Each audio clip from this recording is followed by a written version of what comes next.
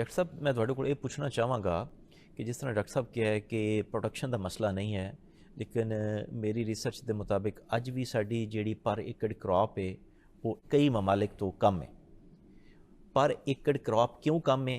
जिस तरह कि तुसां प्लांट पैथोलॉजी कीता है, क्या साडा बीज नाकस है?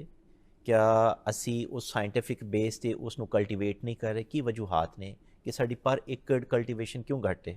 ਸਭ ਤੋਂ ਮੇਨ ਵਜ੍ਹਾ ਇਹ ਵਾ ਜਿਹੜੀ ਮੈਂ ਸਮਝਦਾ ਵਾਂ ਉਹ ਹੈ ਕਿ ਜਿਹੜਾ ਸਾਡੇ ਕਿਸਾਨ ਹੈ ਨਾ ਅਸੀਂ ਉਹਨੂੰ ਸਹੀ ਤਰੀਕੇ ਨਾਲ ਐਜੂਕੇਟ ਹੀ ਨਹੀਂ ਕੀਤਾ, ਉਹਨੂੰ ਕਿਸੇ ਕਿਸਮ ਦੀ ਅਵੇਅਰਨੈਸ ਹੀ ਨਹੀਂ ਹੈ। ਦੂਸਰਾ ਹੈ ਕਿ ਜਿਹੜੀ ਸਾਡੇ ਫੋਰਕਾਸਟ ਹੈ, ਯਾਨੀ ਕਿਸਾਨ ਨੂੰ ਐਸੀ ਕੋਈ ਮੈਕਨਾਈਜੇਸ਼ਨ ਕੋਈ ਐਸੀ ਡਿਵੈਲਪਮੈਂਟ ਦੇਣੀ ਚਾਹੀਦੀ ਹੈ ਕਿ ਤਾਂ ਕਿ ਉਹਨੂੰ ਘੱਟ ਤੋਂ ਘੱਟ 2-3 ਮਹੀਨੇ ਦੀ ਫੋਰਕਾਸਟਿੰਗ ਦਾ ਤਾਂ ਪਤਾ ਹੋਣਾ ਚਾਹੀਦਾ ਹੈ कि आहिस्ता आहिस्ता मौसमियाती तगयरात हो रही ने, मौसम तब्दील हो रहा है, कदों असी सोइंग करनी है, कदों असी हारवैसटिंग करनी है।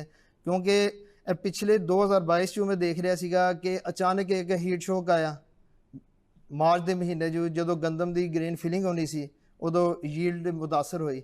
हुण जो इस सीजन जो अचानक बारिशों का पैटर्न जोड़ा वा तब्दील हो गया, इस बारे तो कोई अवेयरनेस ही नहीं, एजुकेशन ही नहीं, एजुकेट ही नहीं फार्मर्स हैं ने कि असी किस तरीके नाल टाइम नूं मैनेज करना है, इनपुट का सही तरीके नाल यूज़ करना है। दूसरा जिहड़ी तुसीं गल कीती है सीड्स के हवाले नाल कि किसान जिहड़ा साडे अदारे ने, जिस तरह पंजाब सीड कारपोरेशन है, वो बेसिकली जिहड़ा अप्रूवड वैरायटियां ने ਜਿਹੜੀ ਅਜਨਾਸ ਨੇ ਉਹਨਾਂ ਦੀ ਬੇਸਿਕਲੀ ਟੈਗਿੰਗ ਵਗੈਰਾ ਕਰਕੇ FSCRD ਤੋਂ ਟੈਗਿੰਗ ਕਰਕੇ ਉਹਨੂੰ ਕਿਸਾਨਾਂ ਤੱਕ ਅਵੇਲੇਬਲ ਕਰਦਾ, ਉਹਨੂੰ ਦਸਤਿਆਬ ਕਰਦਾ। ਲੇਕਿਨ ਕਿਸਾਨ ਕੀ ਕਰਦਾ ਹੈ ਕਿ ਕਣਕ ਦੀ ਜਿਹੜੀ ਪਿਛਲੀ ਯੀਲਡ ਹਾਸਲ ਕੀਤੀ, ਪੈਦਾਵਾਰ ਕੀਤੀ, ਉਹਨੂੰ ਰੱਖ ਲੇਗਾ ਔਰ ਅਗਲੇ ਸਾਲ ਉਹੀ ਲਾ ਦੇਗਾ। ਉਹਨੂੰ ਮਿਕਸਿੰਗ ਹੋ ਜਾਏਗੀ, ਇੱਕ ਪਿਓਰਿਟੀ ਨਹੀਂ ਰਹੇਗੀ ਉਹਨੇ ਕਿਸੇ ਕਿਸਮ ਦੀ, ਔਰ ਮੁਖਤਲਿਫ ਕਿਸਮ ਦੀ ਬਿਮਾਰੀਆਂ ਜਿਹੜੀਆਂ ਵੇ ਉਹ ਵੀ ਜ਼ਿਆਦਾ ਪੈਦਾ ਹੋਣਗੀਆਂ। ਕਿਉਂਕਿ ਜਿਸ ਤਰ੍ਹਾਂ ਇੱਕ ਮੌਸਮ ਚੇਂਜ ਹੋ ਰਿਹਾ ਹੈ, मुख्तलिफ किस्म की बीमारियां जड़ियां ने वह फसलों के जन्म कर रही ने।